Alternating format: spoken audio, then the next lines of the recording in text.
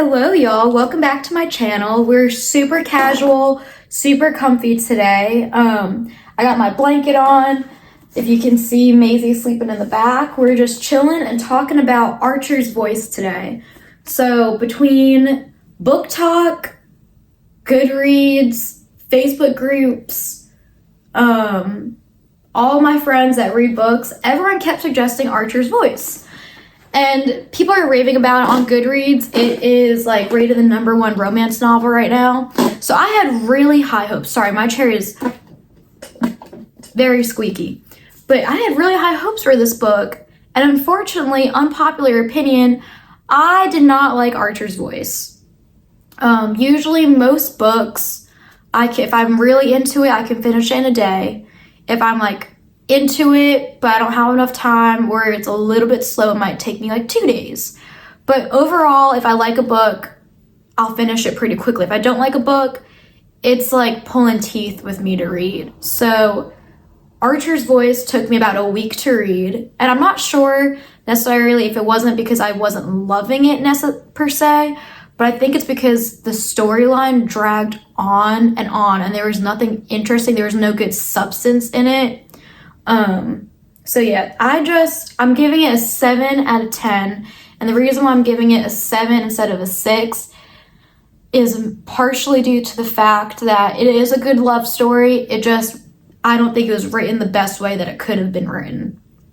So to go into what the book's about, it's about a girl named Bree who's running away from her hometown, where her father, and her got into, they own a deli, and a gunman came in to rob the store, shoots the father dead in front of Bree, and sexually assaults her. So she's running away from that, but they throw in like really random things in this book, so you're thinking this whole time that she's running away from like an obvious tragedy, but then it's randomly thrown in that what she's really running away from is the fact that one of her friends, I think his name was Joshua, he was a very minor character, but her friend's in love with her. And she was like, oh, part of the reason why I ran away is because he's in love with me. It's like things like that were not needed in this book at all. They just tried to show that Archer was jealous and like protective, but we already knew that. But it was just like, who is this? Mia Sheridan? Yeah. Mia just threw in some like random stuff that I felt were not necessary to the plot line at all. But pretty much Bree runs to this little town in Maine called Pelion, however you want to pronounce it. And she meets Archer Hale, the recluse of the town. He is mute and he can't communicate with anyone and hasn't left his house in years. Well, it just so happens that Bree's father was deaf, so she knows sign language, and she communicates to Archer through sign language. And you pretty much find out throughout this whole book, Archer goes through his own tragedy of his father/uncle, and I don't want to spoil everything, but they get killed as well as his mother, so he's healing from trauma as well. But it's pretty much like it's a coming of age story for Archer. You see him as this like recluse of the town, and he grows into what winds up being, I believe, pretty much like the mayor or like partial owner of the town, if you read the epilogue. So yeah, it sounds so interesting, but I'm going to explain to y'all why I did not like it. So here are my initial reactions that I wrote after I finished this book. First thing I said is, hold up now, Archer's dead. And this is because at the very end of the book, Archer gets shot by the gunman that killed Bree's dad. And the first thing that came to mind was, holy shit, finally something interesting in the story. Literally nothing super interesting or anything with substance and like a shock factor happened until the very end of the book, and it barely lasted a chapter, which goes into my next 2 caveats.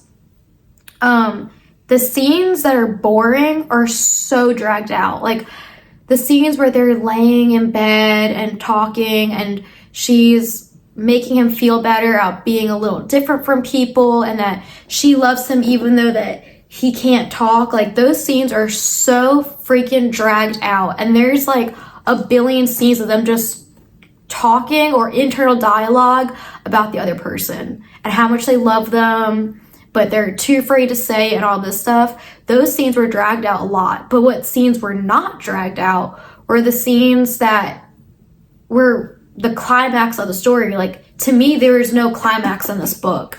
And if you don't know what the climax is, it's like the big event, the main focal point that changes the direction of the story. That didn't happen in this book.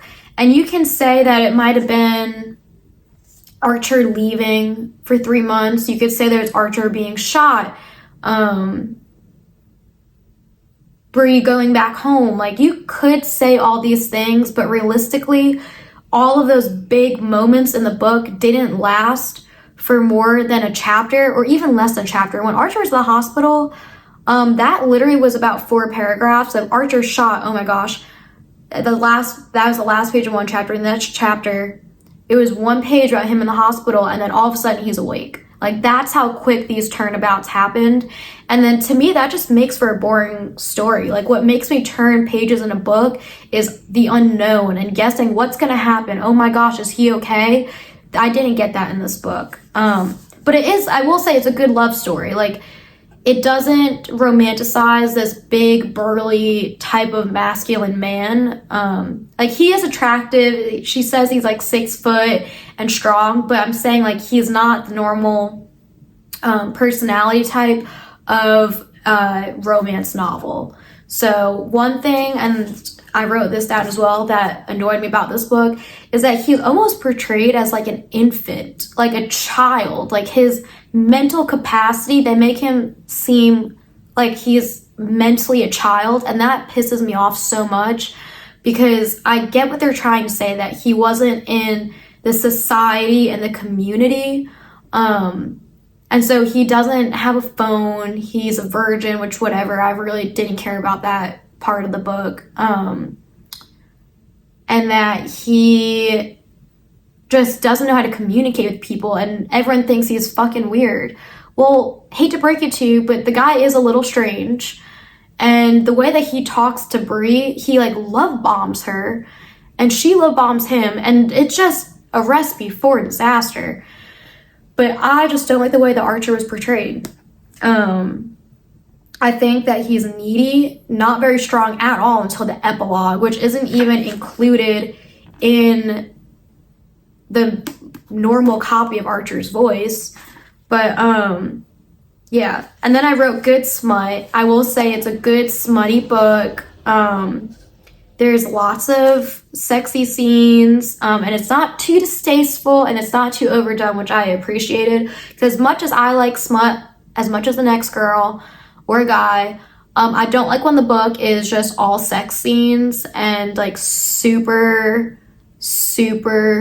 detailed. That's just very distasteful, and I don't think that putting a sex scene in the book is always necessary. I think that you need the sex scenes to add to the storyline, and it just shows like growth between the people and trustworthiness. And I think Mia Sheridan did do a good job of making sure that these sex scenes had some type of role in Bree and Archer's story, so I did appreciate that.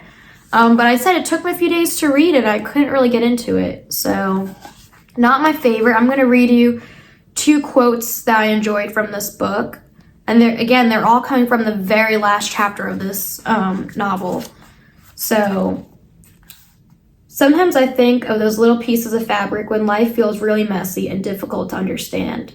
I try to close my eyes and believe that even though I can't see the other side right then, and the side I'm looking at is ugly and muddled, there's a masterpiece that's being woven out of all the knots and loose strings. I try to believe that something beautiful can result from something ugly, and that there will come a time when I'll get to see what that is. They're referencing like patchwork quilt work, where one side is all of the strings and the knots, on the other side is the actual like image. I thought that was beautiful. Very, very good writing from Mia Sheridan in that moment. And then I have another one. This is the last line in the epilogue. Only you, only ever you. And her love slips quietly around me, holding me, anchoring me, reminding me that the loudest words are the ones we live. So there's probably more quotes in here that I would enjoy, but the book was so dang boring to me that none of the quotes actually stood out because there were these lovey-dovey, I love you moments throughout the whole book to the point that it had no substance to it. But yeah, 7 out of 10, Archer's Voice, unpopular opinion. But if you have any other book recommendations, throw them in the comments. Most books, if I like them, take me 1 to 2 days. And I can get your books squared away pretty quickly. But yeah, I hope y'all enjoyed watching my video, and I'll see y'all in the next one.